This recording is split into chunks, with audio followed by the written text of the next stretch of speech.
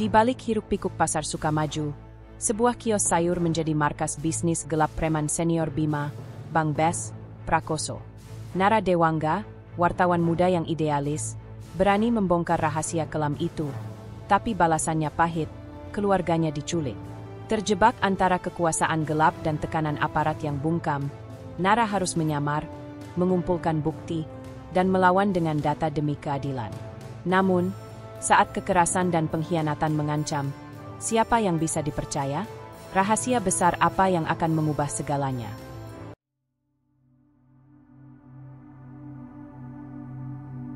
Kabut tipis masih menggantung rendah ketika langit mulai memudar dari hitam ke abu-abu. Jam baru menunjukkan pukul 4.15 pagi, namun pasar Sukamaju sudah ramai dengan hiruk-pikuk para pedagang dan kuli angkut. Lampu-lampu kuning redup menggantung di antara lorong-lorong sempit, memantulkan kilau samar di atas genangan air sisa hujan malam tadi. Di ujung blok timur, sebuah kios sayur terlihat lebih terang dari yang lain. Kios itu bukan sekadar lapak dagang biasa. Di sanalah Bima Prakoso, atau lebih dikenal dengan sebutan Bang Bes, berdiri tegap mengenakan jaket kulit hitam, rokok terselip di bibir. Tubuhnya besar, wajahnya keras, dan matanya tajam mengamati tiap gerakan di sekelilingnya. Cepetan tuh turunin kolinya. Jangan lama-lama, Bos Bes nunggu. Hardik salah satu anak buah Bima kepada seorang kuli yang baru saja datang membawa dus-dus plastik. Kios itu memang menjual sayur, tapi lebih dari itu, seringkali terlihat truk kecil masuk dini hari. Bukan hanya membawa hasil bumi, tapi juga peti-peti tanpa label. Tak ada yang berani bertanya. Di pasar ini, semua tahu siapa penguasa jalur logistik, Bang Bes dan anak-anaknya. Di sisi lain pasar, seorang perempuan berhijab dengan apron lusuh tengah menata tomat dan cabai rawit di atas tampah. Ia adalah Siti Nurhaliza, salah satu pedagang paling lama di pasar Sukamaju. Dikenal ramah, tapi diam-diam ia menyimpan kekhawatiran besar. Dari tempatnya berdagang, Siti mencuri-curi pandang ke arah kios Bang Bes.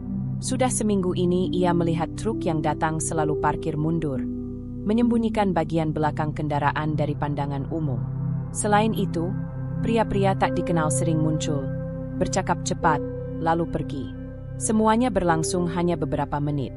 Pagi-pagi begini kok udah banyak barang masuk, tapi bukan dari koperasi.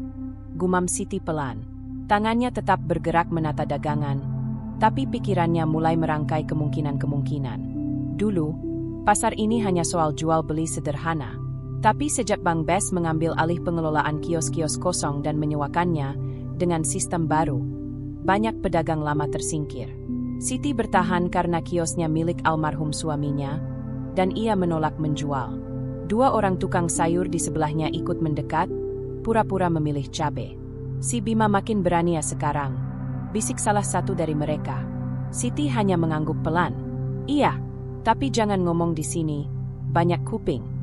Beberapa saat kemudian, Bang Bes berjalan melewati lorong depan kios Siti. Ia menatap sekilas, lalu menyeringai kecil. Siti, dagangan pagi ini lengkap.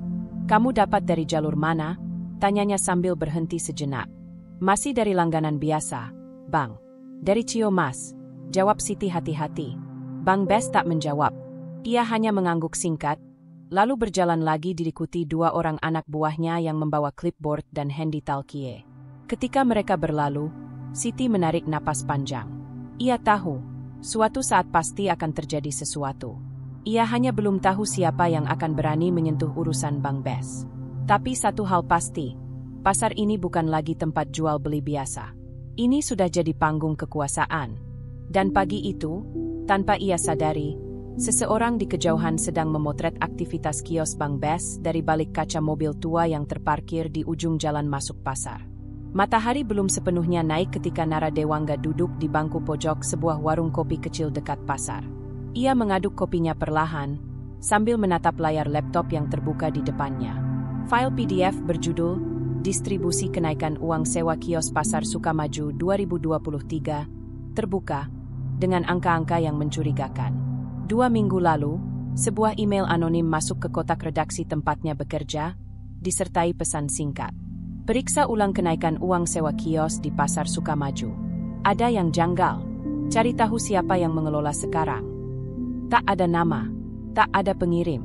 Nara, wartawan investigasi muda yang biasa menangani isu korupsi anggaran publik, awalnya ragu. Tapi setelah melihat bahwa kenaikan sewa mencapai hampir 400% dalam 6 bulan terakhir, tanpa adanya renovasi atau penambahan fasilitas, ia tahu ini bukan sekadar urusan dagang biasa. Ia mulai menelusuri arsip berita dan dokumen dinas pasar kota. Hasilnya, tidak ada dokumen resmi pengelola baru. Tidak ada berita tentang serah terima. Tapi, di lapangan, para pedagang jelas-jelas menyebut satu nama, Bang Bes, sebagai pemilik kios-kios baru. Ada jaringan di belakangnya, gumam Nara.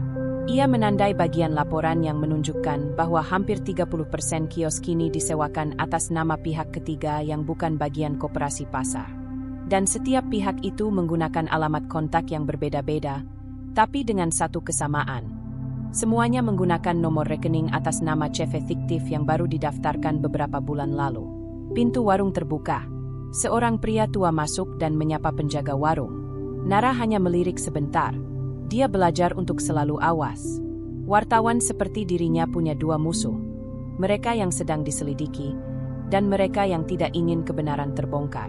Sambil menyesap kopinya, Nara membuka catatan lapangan di ponselnya. Ia sudah mewawancarai 4 pedagang kecil. Semuanya mengeluh tentang kenaikan sewa, tapi enggan bicara resmi. Nanti kios saya bisa digusur, kata mereka. Tak ada yang mau memberi nama, apalagi testimoni. Namun satu nama terus muncul dalam obrolan. Siti Nurhaliza, pedagang sayur lama yang masih bertahan. Katanya, dia tahu seluk-beluk arus barang masuk dan punya mata elang terhadap perubahan pasar. Kayaknya dia bukan cuma penjual sayur, gumam Nara, lalu menutup laptop dan memasukkan barang-barangnya ke tas. Hari masih pagi. Ia sudah menentukan target hari ini, bertemu Bu Siti, dan mulai menggali lebih dalam. Di luar warung, pasar semakin ramai. Lorong-lorong dipenuhi suara teriakan pedagang, langkah kuli, dan obrolan tergesa-gesa. Tapi bagi Nara, ini bukan pasar. Ini ladang informasi. Dan ia baru saja menancapkan cangkul pertamanya. Nara menyesuaikan masker kainnya sambil menyelinap di antara kerumunan pasar Sukamaju. Aroma campuran bawang, tanah basah, dan minyak goreng menyergap dari segala arah. Ia berhenti di depan kios dengan papan usang bertuliskan, Siti Nurhaliza, sayur segar. Seorang perempuan berhijab dengan apron bercorak bunga tampak sibuk menimbang cabai untuk pelanggan. Wajahnya teduh, tapi gerak tangannya cekatan. Begitu pelanggannya pergi, Nara melangkah maju. Bu Siti, sapanya, sopan. Siti mengangkat alis, lalu menatap pemuda di depannya dengan tatapan waspada. Iya, saya. Mas siapa? Nara, saya wartawan. Lagi liputan soal pasar ini, dan saya dengar ibu sudah lama di sini. Bisa ngobrol sebentar? Siti menyipitkan mata. Wartawan, katanya pelan. Mas tahu nggak, udah berapa yang ngaku-ngaku wartawan ke saya tapi cuma buat cari ribut. Saya tidak sedang cari sensasi, Bu. Jawab Nara tenang. Saya sedang cari kebenaran. Dan, mungkin ibu juga tahu, ada yang aneh dengan pengelolaan kios akhir-akhir ini. Siti diam. Ia menyapu pandang ke kiri kanan, memastikan tak ada yang mendengarkan. Lalu, tanpa berkata apa-apa, ia mulai menyusun sayur di tampah, kode agar Nara ikut sibuk, seolah hanya pelanggan. Saya bukan orang penting, gumamnya pelan. Tapi saya tahu pasar ini berubah. Dulu tiap barang masuk tercatat di koperasi. Sekarang, ada jalur malam. Truk datang jam 2 pagi, enggak semua lewat gerbang utama. Lewat mana? Tanya Nara, sambil ikut menata buncis di keranjang sebelah. Siti berhenti sejenak. Lorong belakang, yang dekat tempat pembuangan kardus. Ada pintu besi. Dulu ditutup, sekarang kebuka terus. Nara mencatat cepat di ponselnya. Tapi saya nggak mau dicatut. Nama saya jangan disebut, tambah Siti tegas. Saya jaga, Bu. Saya cuma perlu petunjuk, kata Nara meyakinkan. Mata Siti melirik ke arah ujung lorong, tempat kios Bang Bes berdiri. Mas hati-hati, Bang Bes itu bukan preman biasa. Dia bukan cuma kuasai pasar. Dia punya orang di luar pasar. Polisi juga banyak yang tutup mata. Nara mengangguk. Informasi ini belum cukup untuk liputan, tapi cukup untuk membuat langkah selanjutnya. Ia sadar, ia sedang berdiri di depan api kecil yang bisa menyulut kebakaran besar. Dan Siti, meski tampak biasa, adalah sumbu yang bisa menyulut percikan itu. Sebelum beranjak pergi, Nara menatap mata Siti dan berkata pelan, "Saya akan hati-hati, Bu. Dan saya akan kembali." Siti tak menjawab, tapi ketika Nara berjalan menjauh, ia bisa merasakan tatapan Siti masih mengikuti, campuran antara harapan dan kekhawatiran. Malam mulai turun pelan, membawa hawa lembab khas daerah pasar yang tak pernah benar-benar tidur. Lampu jalanan redup, dan lorong belakang pasar Sukamaju yang siang tadi dipenuhi aktivitas kini sepi. Hanya diterangi sisa-sisa cahaya dari kios yang masih buka. Nara berjongkok di balik tumpukan karung beras bekas, hanya beberapa meter dari pintu besi yang disebut Bu Siti tadi pagi. Ia mengenakan hoodie gelap dan masker hitam, kamera kecil digenggam erat di tangan. Suaranya dimatikan, fotonya diset ke mode senyap. Pukul 1.42. Sebuah truk box meluncur pelan dari arah timur. Lampunya dimatikan saat memasuki lorong belakang. Gerakannya halus, jelas sudah terbiasa. Seorang pria bertubuh gempal turun dari kabin, membuka pintu belakang truk, dan memanggil dua orang lainnya yang muncul entah dari mana. Nara menahan napas. Ia mulai merekam video pendek, 1 menit, cukup untuk dokumentasi. Kamera diarahkan ke plat nomor, wajah para pria, serta isi truk yang dibongkar. Bukan sayuran, bukan buah, tapi peti hitam ukuran sedang yang ditutup kain terpal. Dari kejauhan, muncul sosok yang sangat dikenalnya dari foto hasil riset, Bima, Bang Bes, Prakoso. Ia mengenakan kaos tanpa lengan dan celana kargo. Tidak ada senjata yang tampak, tapi aura bahaya terpancar dari gerak-geriknya yang tenang namun tajam. "Buruan, jangan kelamaan," teriak Bang Bes pada anak buahnya. "Nanti si pemilik kios sebelah dateng. Dia belum tahu truk malam ini ganti rute." Nara memotret saat wajah Bima tampak jelas di bawah lampu lorong. Tapi saat ia mencoba mengubah sudut, tanpa sengaja lututnya menyenggol kaleng bekas yang tersembunyi di antara karung. Klang! Semua kepala menoleh serentak ke arah suara. Nara langsung tiarap, menahan napas, jantungnya berdegup keras. Ia mendengar langkah kaki mendekat. "Siapa itu?" Suara seorang preman terdengar. Langkah mendekat, disusul sorotan senter yang menyapu tumpukan karung. Nara menggigit bibir. Ia tahu, satu gerakan ceroboh saja bisa membuatnya ditemukan, dan mungkin tidak pulang. Tapi kemudian, dari arah berlawanan, terdengar suara motor trail lewat di jalan besar. Preman yang menyenter langsung mengalihkan perhatian. "Motor doang. Udah, balik kerja," perintah Bang Bes. Langkah menjauh.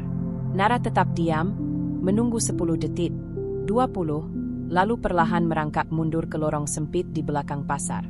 Nafasnya berat, tapi ia tersenyum tipis. Gambar sudah didapat. Bukti pertama terkumpul. Namun dalam pikirannya, satu suara kecil muncul. Mereka tahu ada yang mengintai. Waktu amanmu tidak banyak lagi. Pagi di pasar Sukamaju berjalan seperti biasa. Kios sayur dibuka, pedagang teriak menawarkan harga, dan pembeli lalu lalang tanpa peduli. Tapi Bima, Bang Bes, Prakoso berdiri di depan kios kosong dekat lorong belakang, memandangi bekas jejak kaki di tanah yang belum lama dibasuh hujan. Ia tidak bicara, hanya merokok dalam diam, tatapannya menyisir tiap sudut pasar seperti elang lapar. Di belakangnya berdiri dua anak buahnya, Jono dan Pace, dua preman setianya.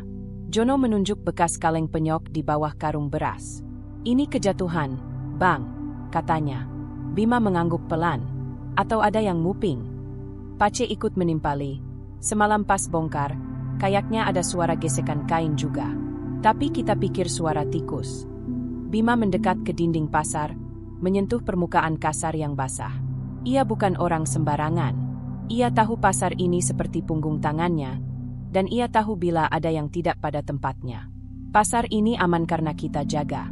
Tapi kalau ada orang dari luar coba-coba, habis dia. Ia mematikan rokoknya, lalu menoleh pada anak buahnya. "Cari, yang baru-baru muncul di pasar. Wajah asing. Tanya ke tukang kopi, ke penjaga malam, siapapun. Jangan sampai lolos." Di sisi lain, Nara kembali ke kamar kosnya yang sempit. Ia baru tidur sejam, tapi tubuhnya tetap tegang. Ia memindahkan semua rekaman ke hard disk eksternal dan menguncinya di laci dengan gembok. Lalu, ia membuka email anonimnya, bersiap mengirim satu klip pada seorang rekan terpercaya di media nasional. Jaga-jaga kalau sesuatu terjadi. Namun sebelum mengirim, notifikasi pesan masuk muncul di ponselnya. Nomor tak dikenal. Hati-hati, mereka sudah mencium gerakanmu. Jangan ke pasar sendirian.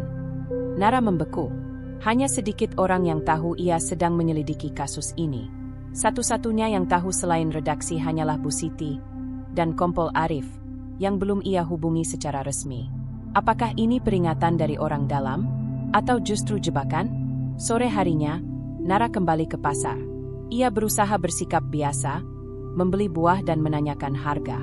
Tapi ia sadar, ada dua pria baru yang tak pernah ia lihat sebelumnya duduk di warung kopi, memandangi kios-kios tanpa niat belanja.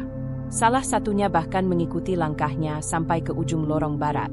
Nara memutar arah, masuk ke jalur sempit, dan berpura-pura menelpon sambil berjalan cepat. Saat menoleh, pria itu masih di belakang. Tidak agresif, tapi tidak lepas. Ini buruk, pikirnya. Mereka mulai mencari. Saat keluar dari pasar, Nara mengirim satu pesan cepat ke redaksinya. Jika dalam 2 hari aku tidak update, segera teruskan liputan ke Nadia. Backup file di server, Langit. Judul, Kios Tengah Malam. Ia tahu, permainan telah berubah. Investigasi ini bukan sekadar soal uang sewa kios. Ini soal hidup dan mati. Dan ia sudah mulai masuk terlalu jauh. Pagi itu, Nara terbangun dengan perasaan gelisah yang belum sepenuhnya bisa ia jelaskan. Udara kamar kosnya lebih sunyi dari biasanya.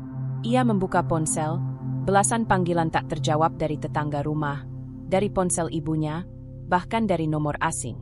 Detak jantungnya melonjak.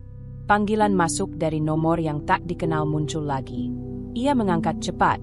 Nara Dewangga, suara berat pria terdengar. Ya, siapa ini? Kalau kau sayang keluargamu, berhenti tulis-tulis soal pasar. Kau pikir main detektif itu keren? Nara menggertakkan gigi. Keluargaku baik-baik saja. Masih. Suara itu menekankan. Tapi barusan, adikmu pulang sekolah, nggak sampai rumah. Ibumu juga belum bisa dihubungi, kan? Seketika napas Nara terhenti. Ia mencoba menelepon Hana, tapi ponselnya mati. Lalu ibunya juga tak aktif. Ia merasa dunia berputar. Kalian pengecut, teriaknya.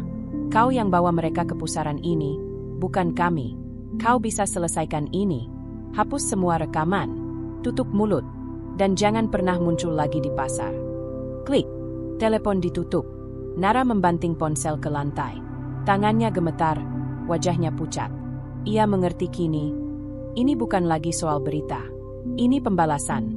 Ia langsung menuju kantor polisi terdekat, berharap ada yang bisa membantu.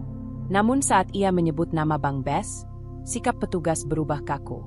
Kami tidak punya wewenang menyelidiki orang yang tidak terdaftar dalam laporan resmi, kata petugas itu. Kalau ada bukti penculikan, silakan buat laporan dulu, Pak. Nara hampir mencak-mencak. Ini nyawa manusia. Itu keluarga saya. Namun sorot mata petugas hanya menunjukkan satu hal, ketakutan. Tekanan dari atas? Atau memang sudah dibeli? Frustrasi, Nara duduk di pinggir trotoar depan kantor polisi, matanya merah. Dunia terasa berat. Ia sudah tahu risikonya sejak memulai investigasi ini, tapi tak pernah membayangkan keluarganya jadi taruhan. Saat malam menjelang, sebuah pesan singkat masuk dari nomor asing lain. Masih ingin main wartawan? Kirimkan tanda menyerahmu besok jam 9 malam. Kami akan hubungi. Kalau tidak, 2 mayat akan muncul di pasar. Nara memeluk wajahnya.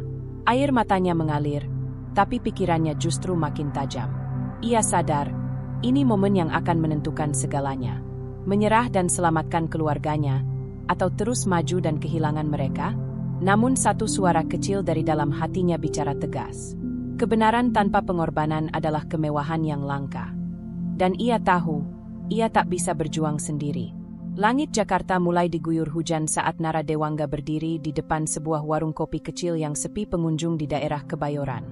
Di kursi sudut, Seorang pria berusia 50-an dengan wajah keras dan sorot mata lelah menyesap kopinya perlahan.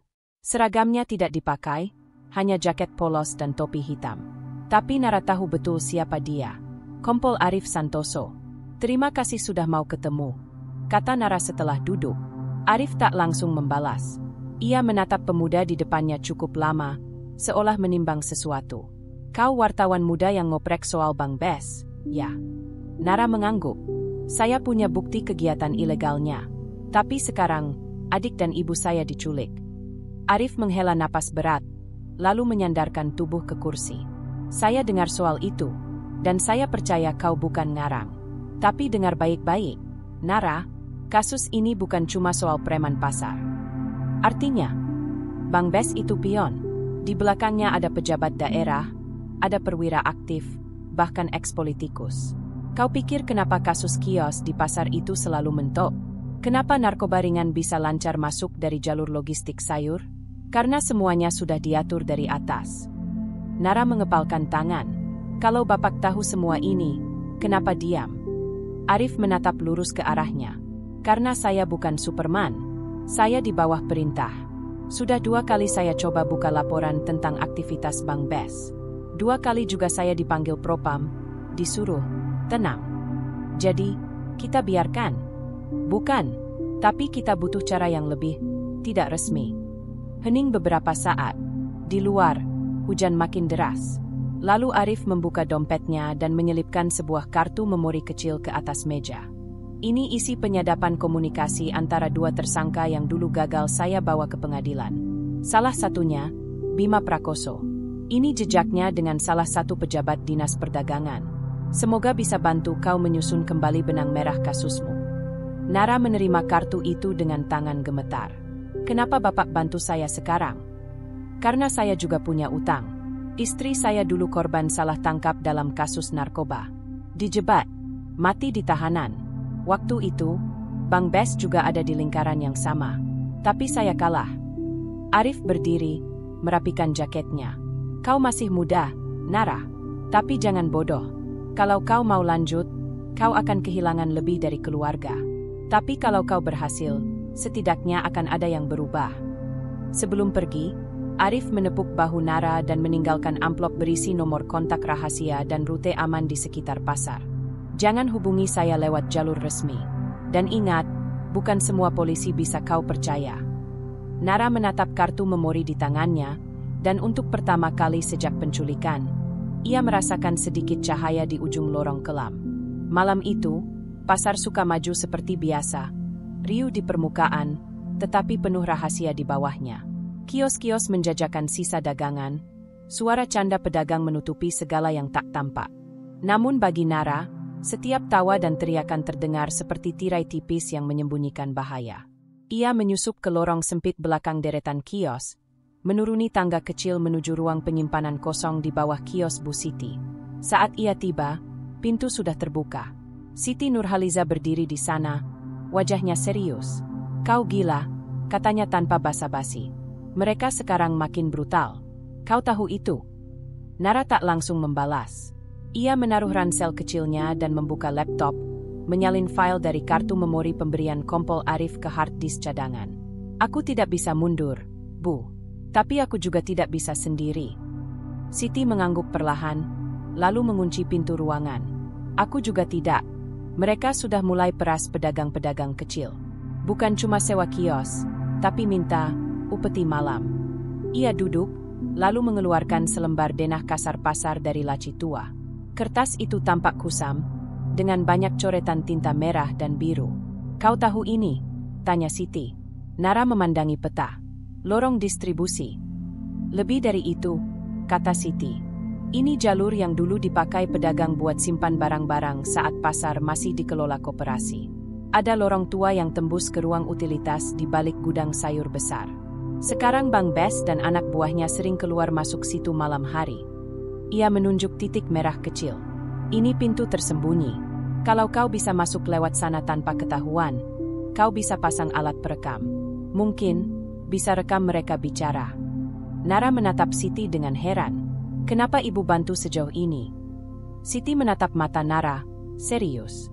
Karena aku tahu rasanya kehilangan seseorang. Suamiku dulu dituduh bawa sabu karena salah kirim barang di truk pasar.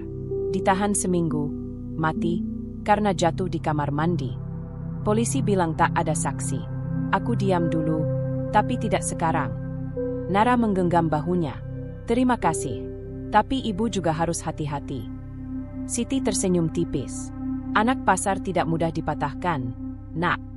Sebelum berpisah malam itu, Siti memberikan 2 benda penting. Sebuah walkie-talkie lama yang masih bisa berfungsi, dan kunci baja kecil, kunci pintu utilitas di lorong tersembunyi. Kita perang diam-diam, Nara, bisik Siti. Dan dalam perang diam-diam, yang tahu jalan tersembunyi, menang lebih dulu.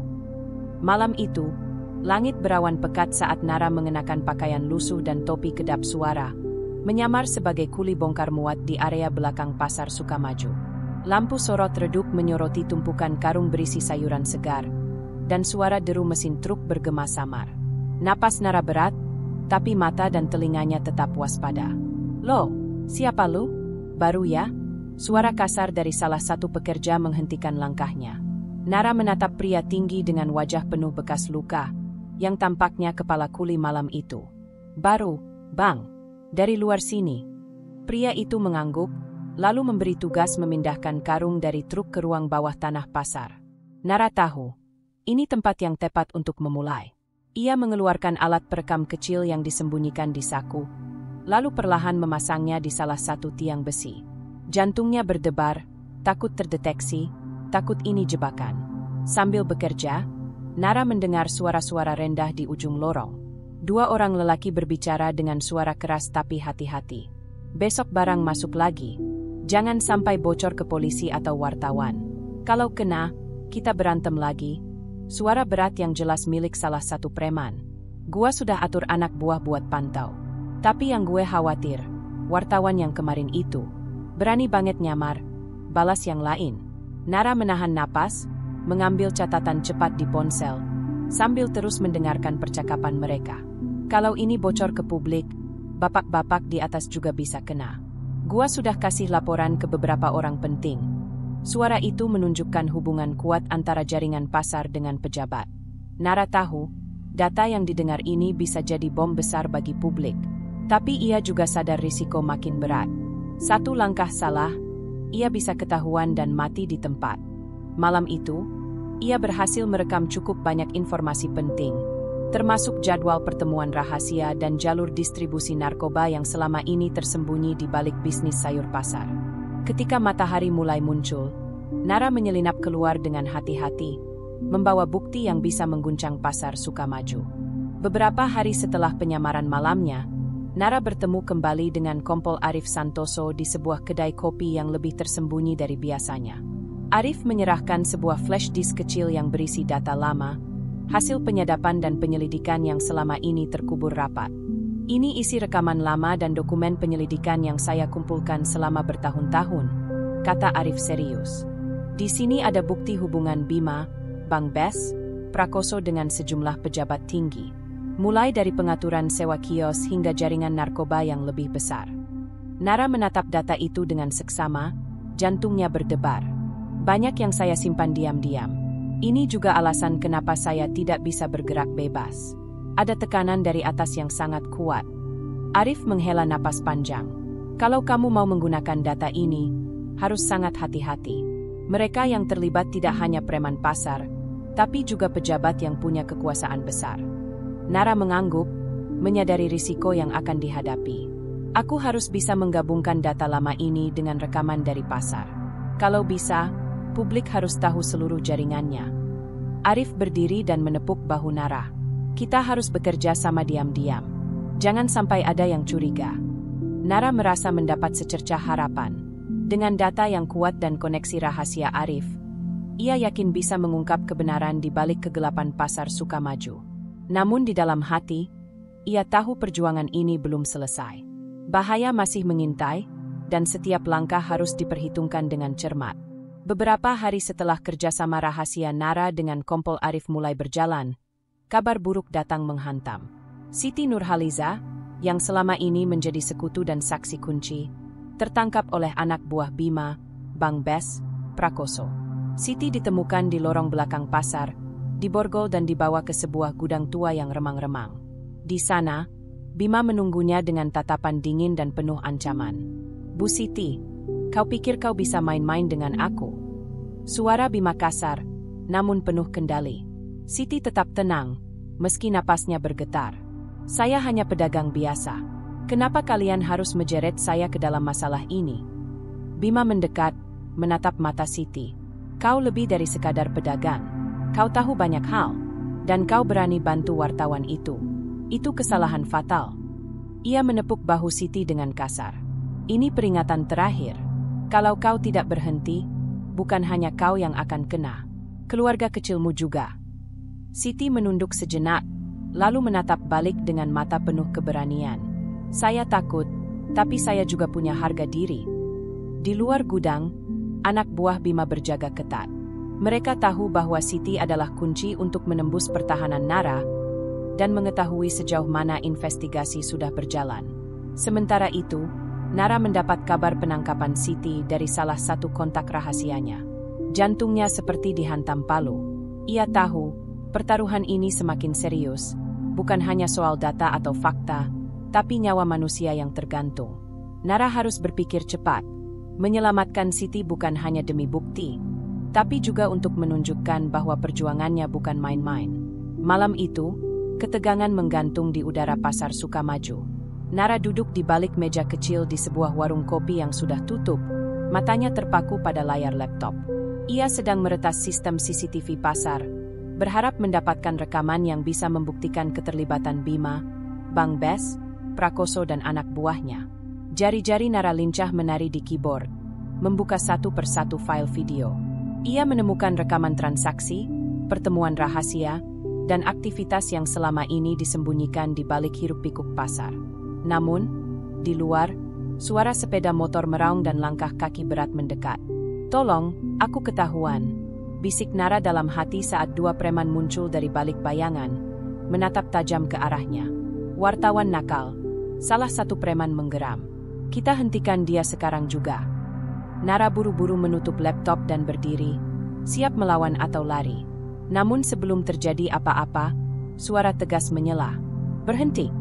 Seorang pria berkemeja gelap dengan tanda polisi muncul, membentuk penghalang antara Nara dan preman. "Kompol Arif." Nara lega. Arif tanpa basa-basi mengayunkan tongkatnya, memukul salah satu preman yang hendak menyerang. Dengan sigap, ia menarik Nara ke tempat aman di gang sebelah. "Kau gila kalau kerja sendiri," kata Arif sambil menatap tajam ke arah preman yang masih mengamuk. Nara menghela napas panjang. "Aku harus terus maju. Kalau tidak, keluargaku tidak akan pernah aman." Arif mengangguk, lalu mengeluarkan ponsel. "Aku akan kontak beberapa rekan yang bisa bantu pengamanan. Kau juga harus hati-hati, Nara. Ini bukan hanya soal data. Mereka siap pakai kekerasan." Malam itu, data dan kekerasan beradu. Tapi dengan dukungan Arif, Nara semakin yakin akan langkahnya. Rekaman CCTV yang berhasil diakses menjadi senjata utama dalam pertarungan ini. Kantor redaksi media nasional gemuruh dengan aktivitas. Berita besar sedang di tangan Nara Dewangga dan timnya. Rekaman video, dokumen, serta hasil investigasi bertahun-tahun Kompol Arif siap untuk dipublikasikan. Nara duduk di depan layar komputer, menatap kepala berita yang akan tayang. Jaringan preman pasar Sukamaju dan keterlibatan pejabat tinggi dalam bisnis gelap. Di luar, masyarakat mulai bereaksi. Media sosial meledak dengan komentar dan tagar bongkar Bang Bes. Demonstrasi damai mulai digelar oleh warga yang ingin keadilan ditegakkan. Di tengah hiruk-pikuk itu, keluarga Nara yang sebelumnya diculik, Hana dan Galang, mulai mendapatkan perhatian luas. Banyak yang bersimpati, mengutuk aksi preman dan korupsi yang melibatkan oknum aparat dan pejabat. Namun, ancaman juga berdatangan. Surat intimidasi, telepon misterius, dan bayangan pengintai semakin nyata. Meski demikian, Nara merasa lega. Kebenaran akhirnya keluar dari kegelapan, dan suara rakyat mulai menggema. Publikasi ini bukan sekadar laporan. Ini adalah awal dari perlawanan sistemik terhadap kekuasaan gelap yang telah lama bersembunyi. Namun, perjuangan belum selesai. Pertempuran nyata akan segera dimulai. Gelap menyelimuti gudang sayur tua di ujung pasar. Di dalam, suara langkah berat dan bisikan penuh ketegangan mengisi udara. Hana dan Galang, masih terikat dan cemas, menunggu kesempatan untuk bebas. Di luar, Nara dan Kompol Arif bersembunyi di balik tumpukan kardus. Mereka merencanakan penyelamatan dengan hati-hati, menunggu waktu yang tepat. "Nanti aku kasih tanda," bisik Arif. "Kalau sudah siap, kita serbu." Nara mengangguk, menyiapkan alat komunikasi dan kamera kecil yang menempel di tubuhnya. Ia tahu risiko yang dihadapi sangat besar, tapi keluarga dan keadilan menjadi motivasi terkuatnya. Beberapa menit kemudian, Bima dan anak buahnya muncul, bersiap untuk pindahkan korban ke lokasi lain. Kesempatan itu dimanfaatkan Nara dan Arif untuk bergerak. Tiba-tiba, suara sirene dan lampu sorot polisi menyala. Arif memimpin tim cadangan, menyerbu gudang. Terjadilah baku hantam sengit antara preman dan polisi. Pukulan, tendangan, dan suara tembakan peringatan bergema. Di tengah kekacauan, Nara berhasil mendekati Hana dan Galang, membebaskan ikatan mereka dengan cepat. Siti yang juga ditahan di sana, tampak lemah tapi tersenyum lega melihat penyelamatan tiba. Dengan bantuan polisi, mereka bertiga segera dievakuasi keluar gudang, meninggalkan kekacauan dan para preman yang mulai terpojok. Malam itu bukan hanya soal penyelamatan, tapi juga simbol harapan bahwa keadilan masih bisa ditegakkan meski dengan risiko besar. Publikasi lengkap yang disusun oleh Nara Dewangga akhirnya diterbitkan secara luas, memuat seluruh bukti rekaman, dokumen, dan wawancara mendalam yang menguak jaringan gelap di balik pasar Sukamaju. Berita ini menjadi headline di berbagai media nasional, menimbulkan gelombang reaksi besar di masyarakat.